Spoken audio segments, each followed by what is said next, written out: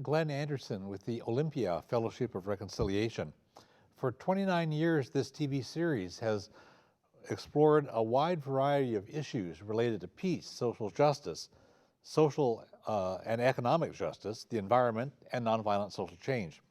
We especially provide opportunities for voices and viewpoints that are rarely heard in mainstream media. This month, we'll explore how a vibrant and effective public sector can serve the broad public interest. For a number of years, powerful interests have been pushing to cut taxes in order to starve and shrink the public sector. Those powerful interests have also pushed governments to sell public resources to private corporations so they can reap profits from activities that should be focusing instead on serving the broad public interest. So during this hour, we'll be exploring questions such as what services should be owned by the public instead of by private businesses? Even if something is owned privately, how can it be regulated to serve the broad public interest? And how should we make these kinds of decisions? We have two guests who can help us explore the topic. Both guests have many decades of experience helping our local community make smart decisions about a variety of public policy issues. Jim Lazar has decades of experience as a professional economist, especially focusing on energy issues. Bob Jacobs had a long career as a public policy analyst for state government, and he was widely appreciated as the mayor of Olympia. I'm happy to welcome Jim and Bob. Thank you. We'll have a good time talking this through, and we hope the viewers will appreciate thinking some fresh ways. For decades, as I mentioned in the introductory thing, for decades, especially since the Ronald Reagan era, we've heard a lot of anti-government rhetoric, and voters and politicians have been cutting taxes and cutting state government's abilities to meet needs and local government's abilities to meet needs. And we've seen public assets privatized and public functions deregulated. So how can you help us understand why these things have been happening? There are a lot of reasons. First of all, something like 40% of the population believes in a small government. Mm-hmm. And where they're able to be persuasive, they can get over 50%. Mm-hmm. At the same time, there's about 40% of the population that believes in strong public services. And when they get a little more support, they can get the voters to approve increasing spending. And we've had both of those happen in Washington. In fact, in state initiatives, we've had both. Mm-hmm. It's a political business. Mm-hmm. Mm-hmm. What's been resulting from these tax cuts, the austerity budgets, privatization? What kinds of effects have people been seeing? Well, from my perspective, there's been severe pressure on the quality of public education. I'm a product of public schools, and the schools that I attended were really fabulous in quality. Mm-hmm. And those same schools in those same neighborhoods today are much less well regarded than they were. Olympia has had very strong support for public schools, but not every community has that. Yeah, we have kind of a special community here that has more public responsibility, more sense of community and We have an quality. educated population, and we have a population that to a great extent works in the public sector. And I think those two things come together to produce very strong support for public schools. Right. I think the example of the consequences of this would be California. California for many years was considered one of the top educational systems in the country. And then they passed an initiative to limit taxes. Yeah, their And Proposition 13 back in 1978, and straight down. yeah. And it's this question of this doctrinaire approach, we want fewer taxes without considering the consequences of fewer taxes. Yeah, so the rigid ideology is driving it rather than think it through. Then as analysis. The two of you will be. Well, there's two advocating. parts to that rigid ideology and not thinking it through. Prop 13 was voted in by the public, but because of the way land and real estate is held, houses change hands from time to time. And Prop 13, they're reassessed up in price. But commercial buildings are generally owned by corporations. And what's happened in California now is rather than the property being sold to a new owner, they sell the whole corporation to a new owner so that the owner of the property remains the same and the value doesn't get reset under Prop 13. Right. So the tax rate is So still based on a lower. Yeah. So what's The happened now, 38 Yeah, years later, yeah. the residences are bearing a much higher share of the property tax burden relative to the fair market value of property than commercial property. Bob, when we were preparing for the program here, you asked an important question. You said, what kind of government do we want? And that seems like a good starting point for people to reflect on. And I would hope the public would consider your question thoughtfully. When we're trying to figure out what to do with any aspect of public policy, what deepest values should be guiding us? Before we get into the practical considerations, what are the underlying values that you appreciate? Well, what I said was I come at this question about how the public sector should be shaped by thinking first about what has to be in order to have an organized society. We have to have criminal justice system. We have to have basic safety kinds of programs. We have to have transportation systems. And so we have to have national defense of some sort. These kinds of things are absolutely necessary. We have to have communication systems. Now, some of those have to be in the public sector, like defense, can't be really privatized. The courts really can't be privatized. They need to be government responsible to the people. Some things like utilities, which are natural monopolies, the electric utility there has to be only one electric utility in a location. You can't have 3 companies running lines. Yeah, so that's your concept of natural monopoly, is it sort of lends itself to be one provider. So it's one provider, but it makes sense to have it in the private sector it can either be publicly provided, which is very common in this state, or it can be privately provided with regulation. And we have the Utilities and Transportation Commission in this state that regulates the private provision of these services. There are about a dozen states that have moved to a deregulated form of electric service. And the studies show that those people in those states are paying higher rates than people in other states, and that their rates have gone up faster than those in the regulated states. So in New England and Ohio and Texas are examples of that. Yeah. Really? I didn't know that. Okay. Now, so besides basing I think of values that would ground us as what's good for the common good, what's honest, and what's efficient. Efficient, accountability, and so forth. And then beyond that, you want us to consider some practical factors in a benefit versus cost basis. Tell us about benefits and costs or other practical considerations. Well, that's kind of the lens through which I see any decision. Whether my decision to go to a restaurant or not go to a restaurant is a benefit cost analysis. What benefits will I get? What costs will I incur? That is the way one should look at these kinds of questions. Should we have parks? Some examples, should we have a recreation program? Should we give yoga lessons? There are plenty of private yoga studios that can provide those. Should the public sector provide them? That's a good question. And so we look at what the costs are to the public and what the benefits are. And we can go on and on about any given service in the whole range of services that are provided. Okay, so you're looking at both sides, and when we have people like Tim Eyman putting these initiatives out that just says, hey, you pay too much in taxes, let's cut your taxes, they don't put out the other side, like what's going to have to get cut. That is fundamentally dishonest. It's a one-sided thing. That's the problem with that.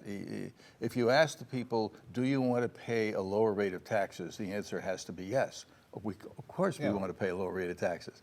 If you don't couple that with the consequences of paying a lower rate of taxes, like education in California, it's dishonest, and it leads us down paths that are very damaging to the society. It's a kind of experimentation of a sort that is not good to engage in because it's too damaging. Tim Eyman's group is called Permanent Offense, and there's another group in the state called Permanently Offended, which has been proposing for years that any initiative that lowers taxes has to specify what programs are to be cut. And any initiative that raises spending has to specify what taxes are going to be increased, so that the voters vote on a complete package. That has not been adopted, as you know, by the state, by the legislature. Because if you look only at one side of it, you don't get the. Okay. Moving along. Well, so the light just fell, but we can persist. If you look at just the one side, you end up with things like in Flint, Michigan, where they figured, hey, we can save $100 a day by not having clean water, and people have died as a result, and people have been permanently disabled as a result of having unsafe drinking water in Flint, Michigan, and that's an ongoing thing. Yeah, if we cut, say there are inspections of large trucks that bring goods up and down our freeways. If that program were cut, it's pretty clear that there would be an increase in accidents of those kinds of vehicles, and they're pretty serious. So you really should think about that program. Okay, regulation inspection of large trucks. Yeah, it's probably what's the best way to do that? Yeah, but it's probably worth the money, and then figure out how to do it. Yeah, but it would cost us more. And that's the kind of work I did as a policy analyst. That's the question. What should our stance be with regards to regulating CPAs, which is something I actually worked on, regulating nurses, regulating whatever it is. Well, we want to take a look at a video that Jim provided for us. We'll watch this. It's a 1-minute video. What would happen if we let the free market run the fire department? And the results might not work so well. So we have a 1-minute video that we'll watch, and then we'll come back and see if there's a response to that. And let's catch this video. So, free market. 20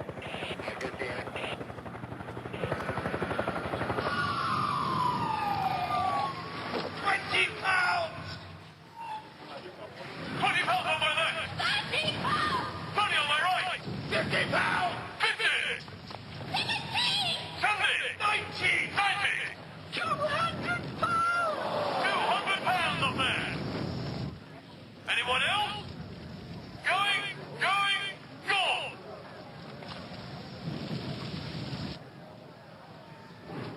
210!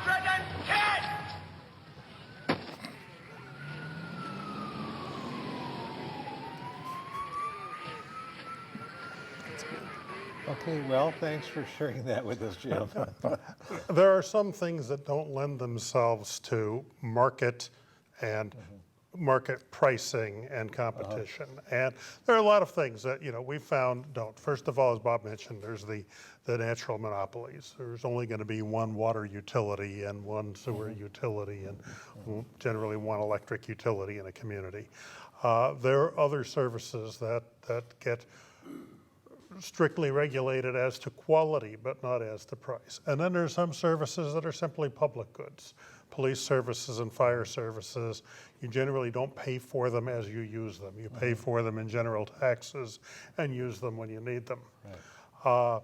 Although most communities now are charging for emergency medical response, and Olympia does not. But when I was taken by ambulance in Nashville, I got a bill for $720. And insurance companies are used to paying that, and so the municipalities are beginning to charge for that. But there's some things that are truly public goods. Clean air.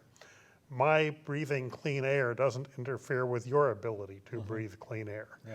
But my factory polluting that clean air does. And so we regulate the factory that pollutes. We don't regulate the individuals who breathe. Right, because that factory that pollutes is imposing a cost upon me if it makes me sick. It's consuming a public resource. Yeah. And we regulate their ability to, we have learned to regulate their ability to do so. I mean, I went through Gary, Indiana in the 60s when we sort of didn't, and you couldn't see the ground from the Chicago Skyway. I grew up in Los Angeles where the air was dreadful as a kid, and today it's dramatically improved. We've learned to regulate it. I think it's worth saying that our default is competition, is private market. I called myself, when I served on the city council, as the last of the free marketeers, because my colleagues always wanted to muck around in the economy. But Jim mentions an intermediate kind of a regulation where you regulate the quality, but not the price, because the market can set the price. And meat inspection would be one of those. You regulate the quality of food to make sure it's safe, the quality of drugs to make sure they're safe, but you don't get into regulating prices. Right. We regulate the health standards for restaurants, but not what they serve or what they charge. Right. Okay. Yeah. And so that way you can choose any restaurant you want, and you know that the county has made sure that there's some safety standards. And where there's lots of choices and it's not an essential good, competition works terrific. Yeah. When things are either essential goods or there's no room for competition, then there becomes a need for some kind of economic regulation or public provision. Yeah, some other way to make sure that we get a fair deal out of it. I want to show one other visual that Jim had provided. When we talk about what money is available, people commonly think the federal government, the federal budget has all kinds of money for all kinds of stuff. And if we look at the pie chart that Jim provided, a lot of people assume the federal budget's various items are either bigger or smaller than they actually are. The red parts here are considered mandatory spending or non-discretionary spending. They're spending that is locked in by existing statutes, things like Social Security and Medicare and retirement programs. The yellow part is the discretionary part of the budget that gets appropriated by the Congress in the appropriations process, and of that, about half of that is military, and the other half is everything else: transportation and national parks and prisons and the EPA and the Department of Health and the Department of Education, and there's a tiny little sliver in there, about 1%, that's foreign aid, and the sliver that's say Planned Parenthood, for example, which gets a lot of press, is invisible at this, this level. So minimal. Yeah. So people would need that kind of perspective to make decisions when we talk about, what to do with the federal budget. But yeah, I mean, if people talk about cutting the federal budget by a third, they're talking about eliminating 100% of the military and 100% of all general government. Yeah. So yeah. Both of you have mentioned some functions that really do need to be performed in the public way by governments, and some values and practical factors. Do you have some other additional examples of things that could be done either way, things that we haven't yet addressed, or, well, you mentioned, for example, I can think of, too, at the local level, right here in Thurston County, solid waste functions are provided in the city of Olympia by the city, city employees, and in the rest of the county by a regulated private company. And so we can actually see and compare what the quality and cost of the services are. At the state level,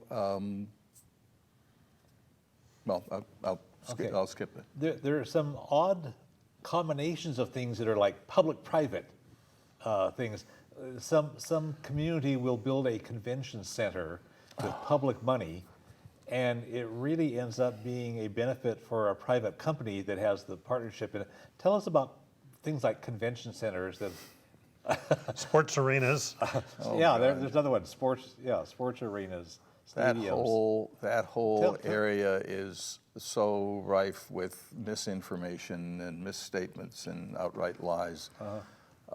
There now is a good literature about how the convention conference center industry actually works, and it works to the benefit of private people and to the cost of the public, of the taxpayer. They end up being subsidized by the They sell a dream, and it's just not accurate. It works out well for the hotel owners, and it works out well for the catering companies, but it generally costs the public money.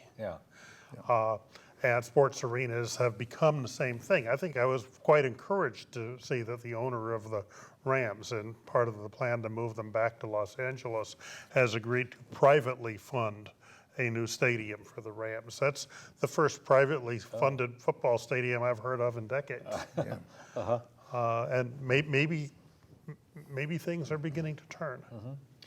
In our earlier conversation here, both of you have mentioned the possibility of regulating those things that are provided privately, and I wonder if we could talk a bit further about this. What kinds of, you mentioned the Washington Utilities and Transportation Commission that regulates in the way of setting what are fair rates for utilities, and regarding natural gas utilities, they monitor the safety. What else can you tell us about regulation? There's some industries where we regulate both the quality of service, including safety, and the price. And the utility regulation certainly falls into that category, and the private garbage haulers are a part of that. There are lots of other areas where we regulate the quality, but not the price, whether it's doctors or account CPAs, or architects and engineers, barbers and cosmetologists and massage therapists all have to go through a state licensing procedure as to their ability, and in most cases have a continuing education requirement, but we don't regulate the price because it's deemed that there's enough competition to address that. And we'll talk about healthcare in a little while, and that's a whole different world. We'll get into that and some other topics. Something that is worth saying is often people want to look at the state budget to figure out what the impact is. The impact of the Utilities and Transportation Commission, whose budget is tiny in the whole state budget. And it's all paid for out of fees on the regulated industries. But the economic impact on all of us is huge, because utilities are a large part of our budget. And so the economic impact is not equal to the slice of the state budget when you talk about regulation. And that's important for people to understand. So if they do their job right, we end up saving money. And getting better quality. If you cut their budget too much and they can't do their job right, it's a false economy. We get ripped off by the utilities. It's incredibly short-sighted. Puget Sound Energy gets between $100 and $200 a month for gas and electricity service for my house. Of that, about 10 cents goes to the UTC to make sure that the service is fair, provided in a manner that's fair, just, reasonable, and sufficient. To make sure that utility has a reasonable opportunity to earn a return on its investment, and to make sure that I get what I'm paying for. There's another thing that happens with regulated businesses, and sometimes it's the industry sort of captures the regulatory agency. So like the Food and Drug Administration, that should be looking out for the health and safety of our food and drugs, it's run by the people appointed to the top positions are from the industry. And you get this in all kinds of different regulatory agencies where no, they're not looking out for the public interest. It's captured by the... I don't know of a regulatory situation where that is not the case.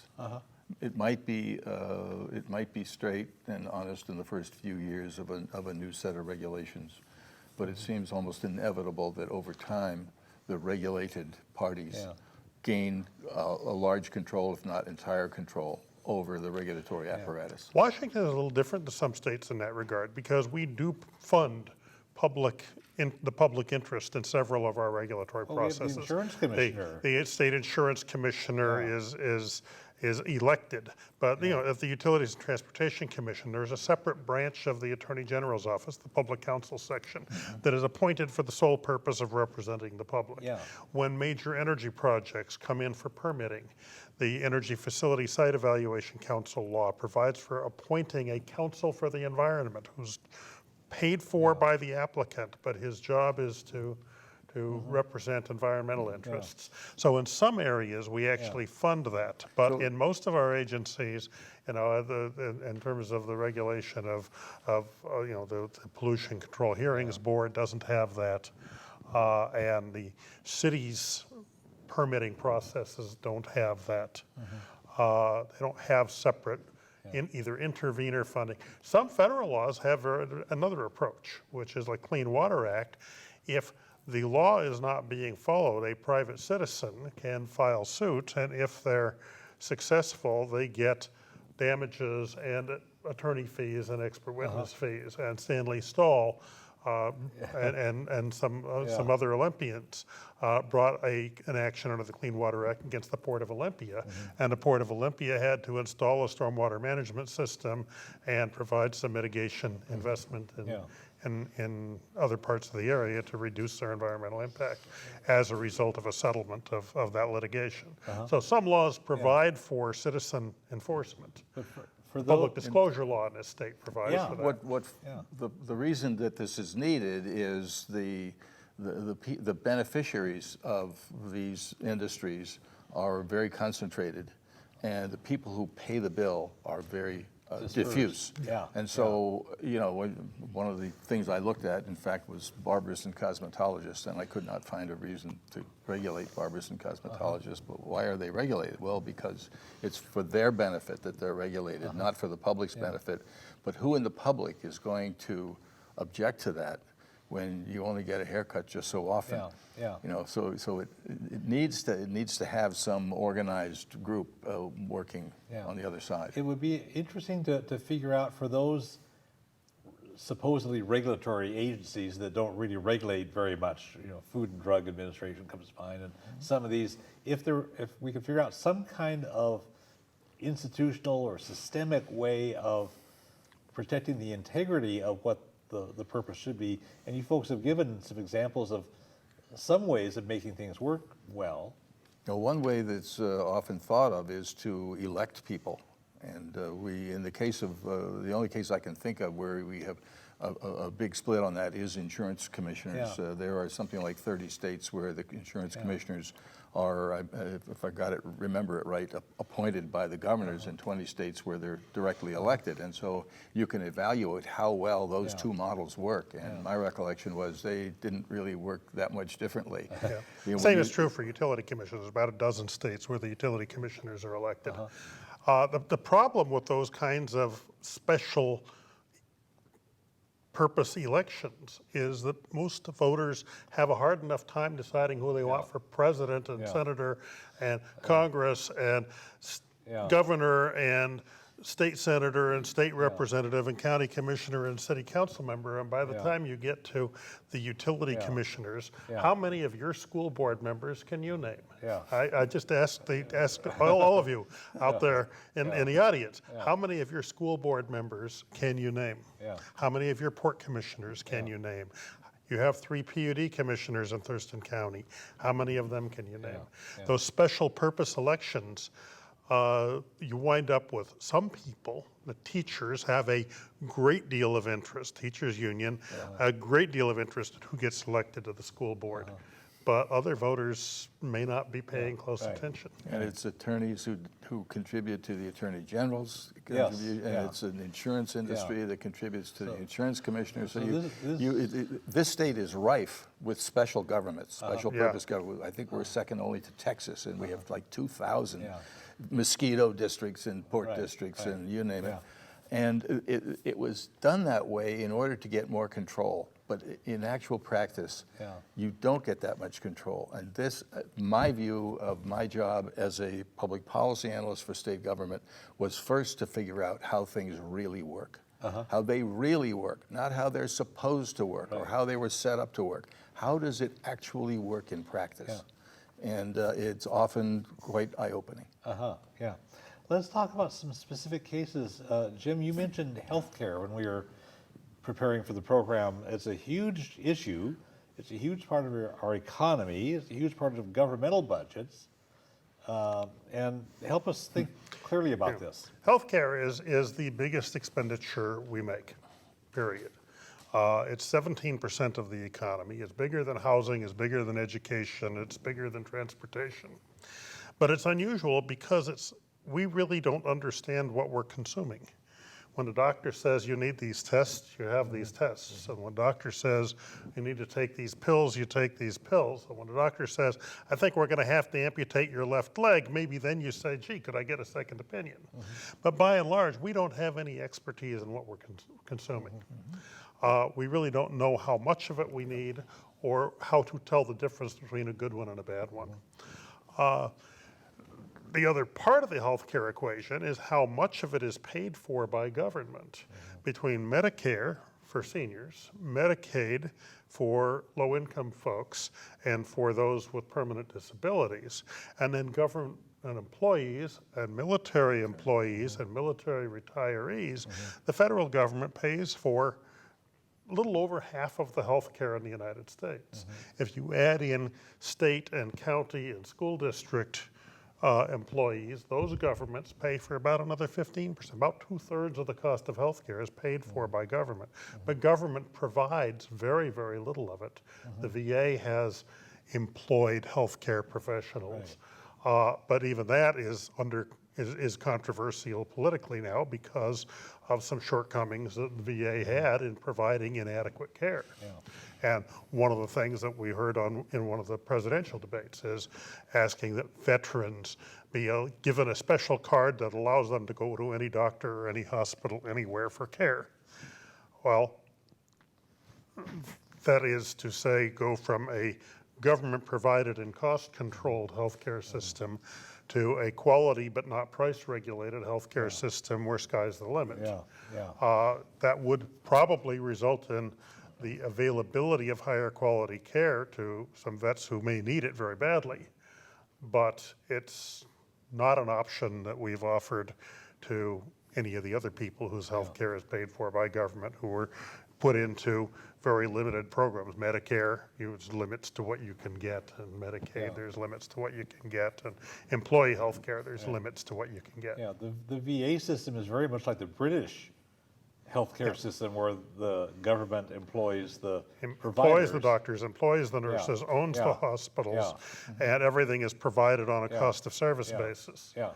And in most places, if a vet is able to get into the VA system, in most places the quality of care has become quite excellent. Very good, But not everybody can get in because it's budget limited. And in some places it's had shortcomings. Of course, every other part of healthcare has had shortcomings here and there also. But the VA shortcomings, because they're government, have become more centralized and therefore more newsworthy. Right. For people who want to explore the universal single-payer healthcare option, our December 2015 TV program goes into that for an hour. It's very, very informative, and people can watch that through www.olympiafor.org, click TV programs, scroll down to the December 2015 and watch that. And education is another one that you mentioned when we were on the phone to talk about what we might discuss here. You know, the provision of public education is accepted in the United States as a public function. But in many states, including Washington, there's been efforts to add competition to that field through things like charter schools or voucher systems. And those could be quality controlled, but not price controlled. They could be quality and price regulated.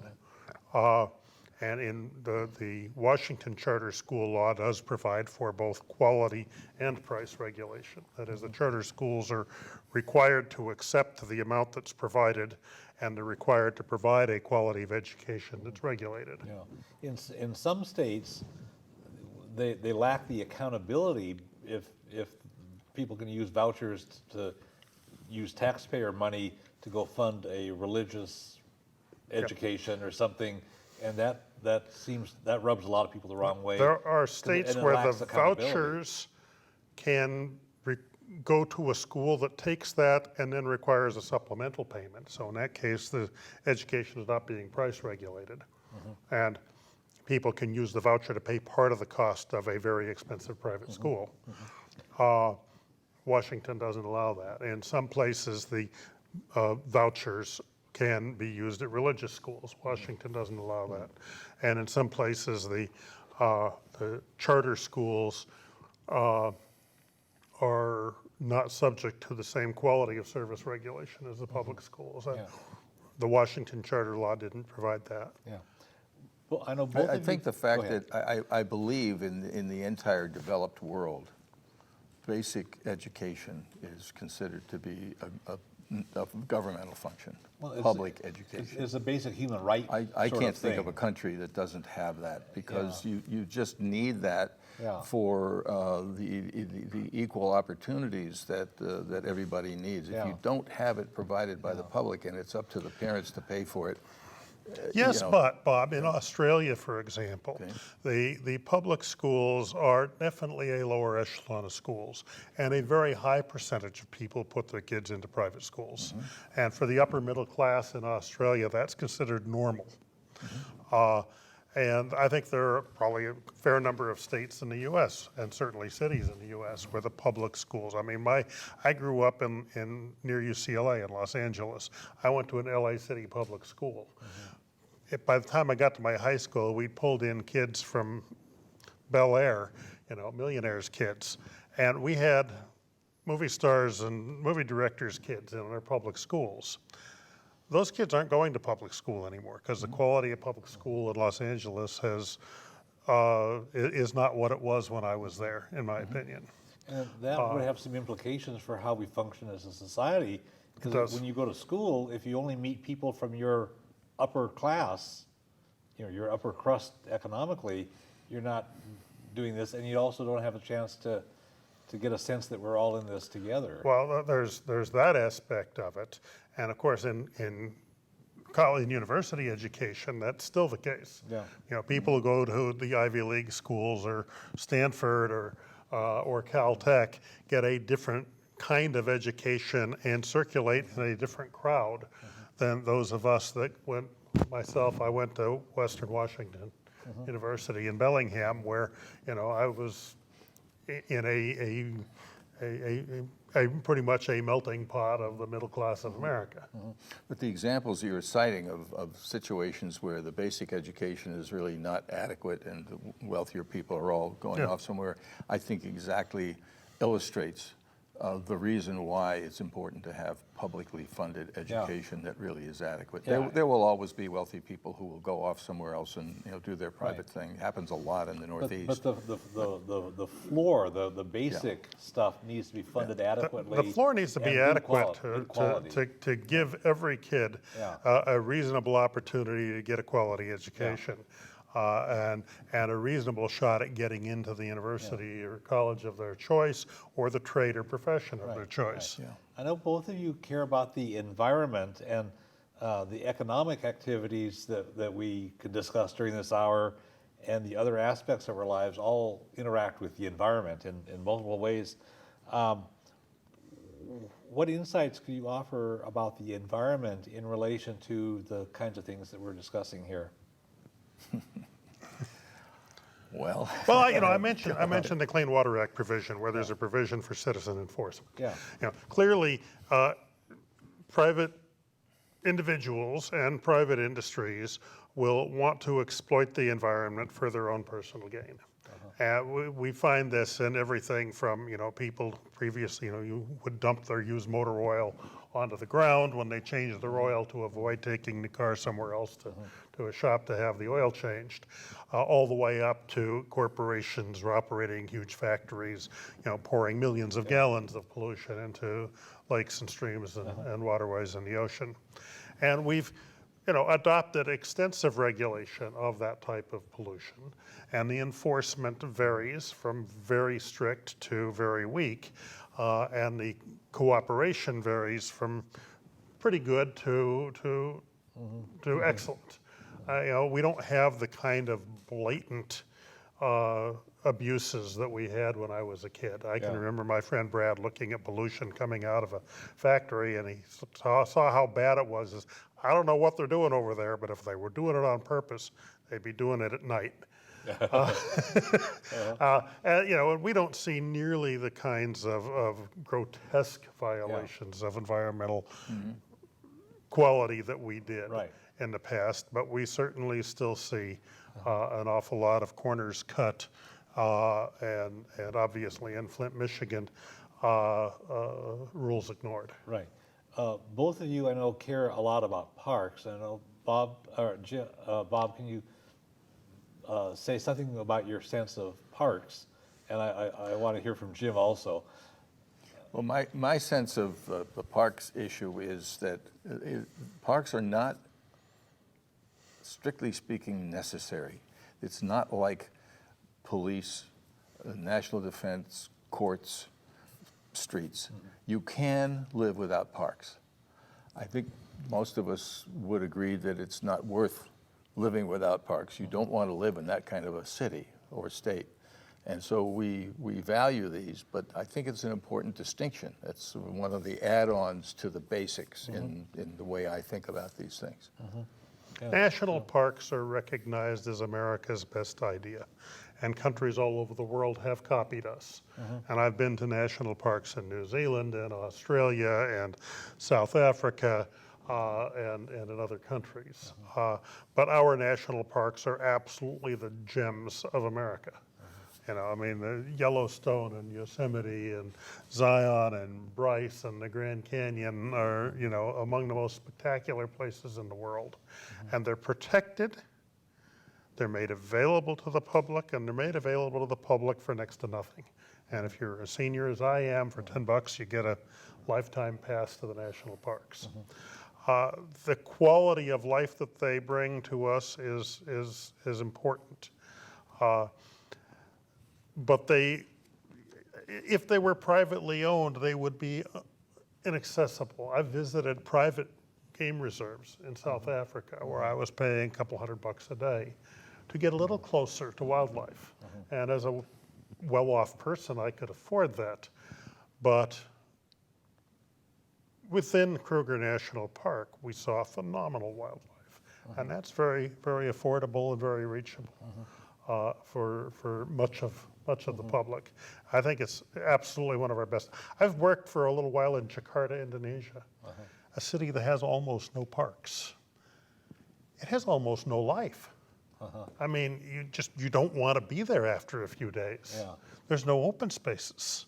It's just all full of people and buildings and vehicles and stuff. So there's this whole sense of the commons, the gathering places, not just parks, but other places where people can just gather and be. We have, like, in Olympia, we have the isthmus that really deserves to be available to everybody to appreciate and just be there. All of our parks. And I think it's important to me that I'm not here to advocate for my values about any given kind of services. I am a parks guy from A to Z. I think they're very important.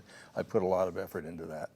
But what is more important is how we think about these as a society, as Jim was just saying. Yeah. How do you come to the conclusion that you want this service or this service, or not this one, or not this one? And I'm very disappointed when we face initiatives of the Iman variety, where you have only the benefits and not the costs. I'm very disappointed when somebody comes to the microphone at the county commission meeting, which I observed a couple of months ago, and she very seriously said, we need less government. Well, that's about as unhelpful as anything I can imagine. We need less government. What in the heck does that mean? Well, We need to look at the services one by one and decide how much of each one we want. Now, the flip side of Tim Iman is what the voters in Olympia have done in 2004 and again in last year. Voted for substantial tax increases on ourselves for the specific purpose of funding the acquisition of land for parks and open space, the construction and maintenance of parks, and the construction and maintenance of sidewalks.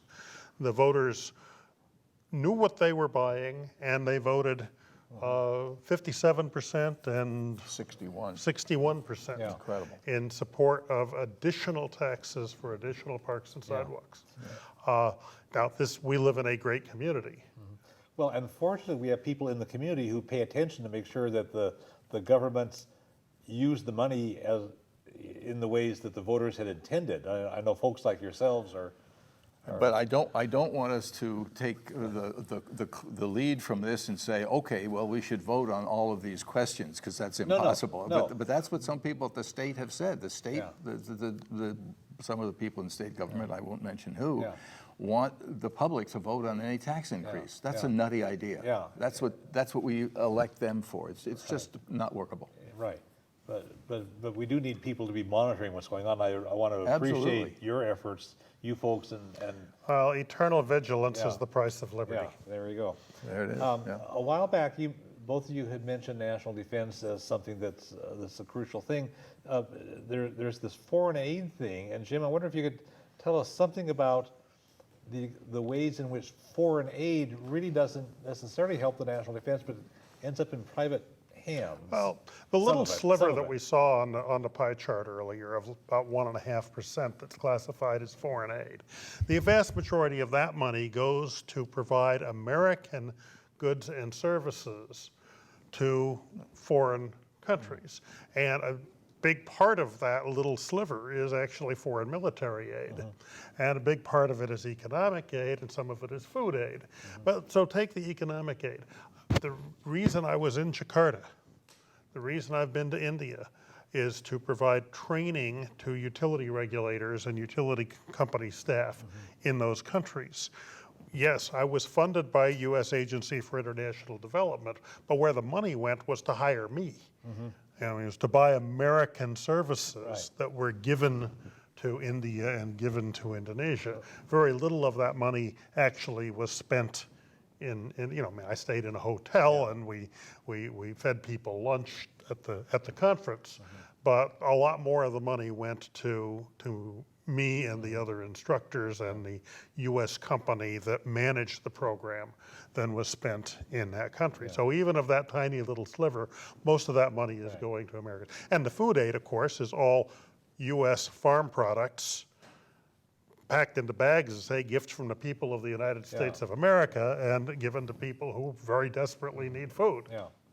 And a lot of the military And aid military aid is American weaponry It's a and- subsidy for the weapons manufacturers here. Well, it's purchase of it's- U.S. weapons Right. and paying U.S.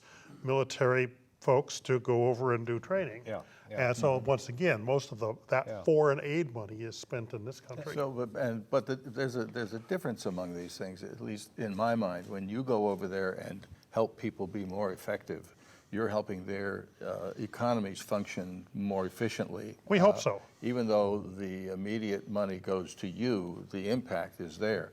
When we look at the acquisition of weapon systems, when we build them here and ship them over there, almost all the impact is here. Yeah. If we help them build their own weapons, that would employ a lot of people and have a more impact. So you really have to kind of parse this out and figure out what's happening. Right.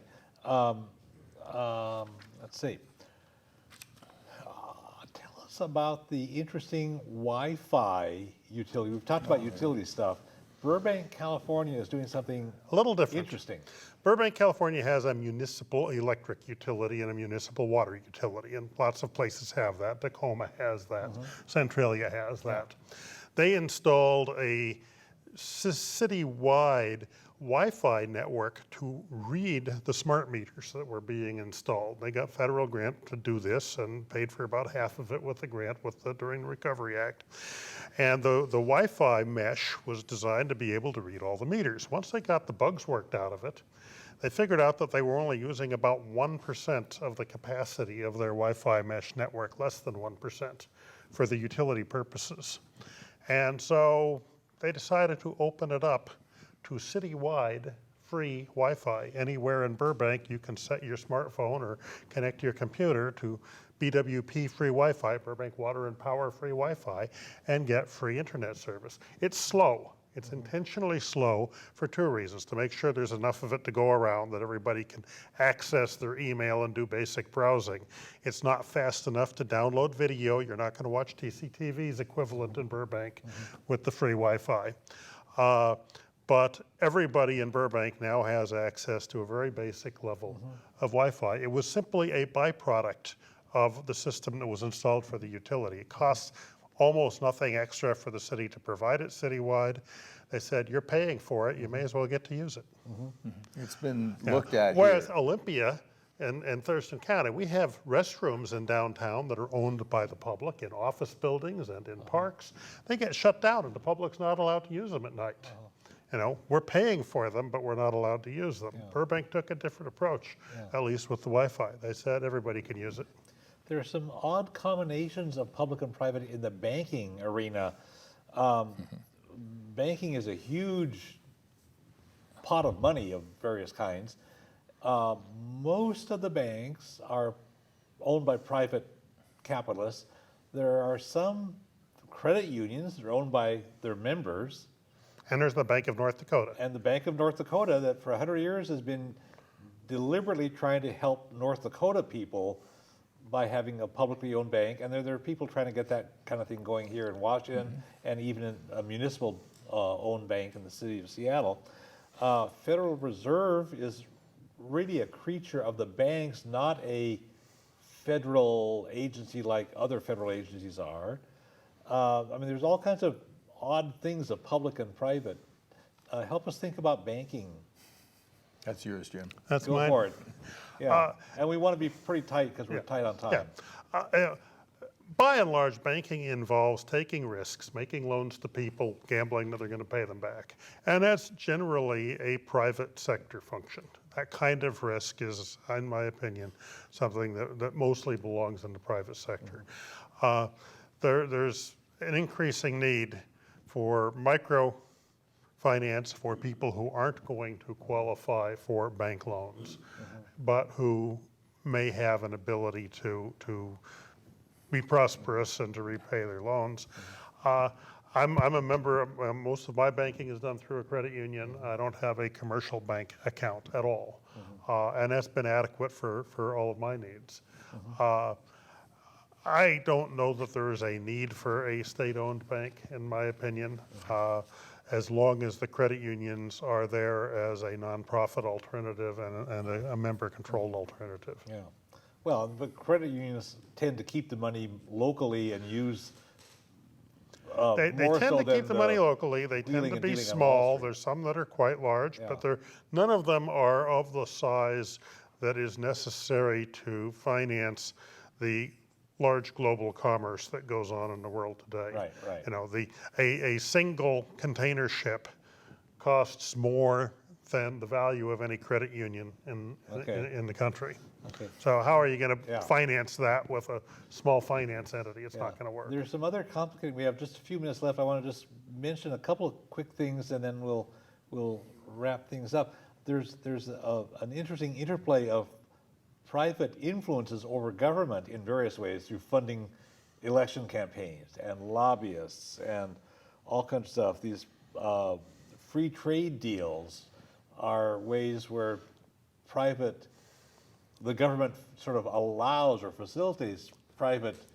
The pharmaceutical industry has 1,400 registered lobbyists in Washington, D.C. to lobby 535 members of Congress and the Senate. Yeah. 3 to 1. Yeah, yeah. So there's a huge amount of public and private interplay going on, mostly to the benefit of the private sector and not so much for the public. So we're just about out of time. It's been fun talking with you. Is there anything brief that either of you could add that we haven't had a chance to say that's Well, I would just say it's really critical for people to be thinking about this, thinking deeply about this, and getting involved in public policy making. I know not everybody has the time, not everybody has the background, but most of this, when you get right down to it, isn't that complex. You don't need a PhD in most of it, and you can think your way through it. And I would just urge people to get involved in their government in any way that fits their schedule and their interests. Great, thanks. Jim. And in Washington, I say, make sure you're paying attention to the small offices, for who's running for Commissioner of Public Lands, for who's running for Insurance Commissioner, for who's running for School Board.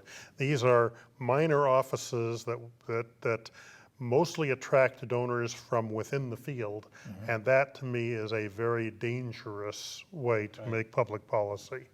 It's your money, keep your eyes on it. Yeah, thanks to Jim, and thanks to Bob. I want to thank the folks who've been watching. One of the signs that we hold at our weekly peace vigils says we're all in this together, and that came to mind as I was preparing for this program. That would be something to maybe guide our thought about the public sector and how to handle public and private matters. A society that's humane and fair should recognize and appreciate we're all in this together. At the local, global, and national levels. And I want to thank you for what you've said and endorse your commitments to paying attention to these things and protecting ordinary people's right to shape governmental decisions. So Everything is connected to everything else. yes, There's no such thing as a free lunch. It's all got to go somewhere. Mother Nature knows best, and bats last. Bats last. Yes, that's it. Well, you can get information about a wide variety of issues related to peace, social justice, and nonviolence by contacting Olympia Fellowship of Reconciliation at 360-491-9093 or www.olympiafor.org. We're all one human family. We all share one planet. We can create a better world, but we all have to work at it. And the world needs what you have to offer. Thank you.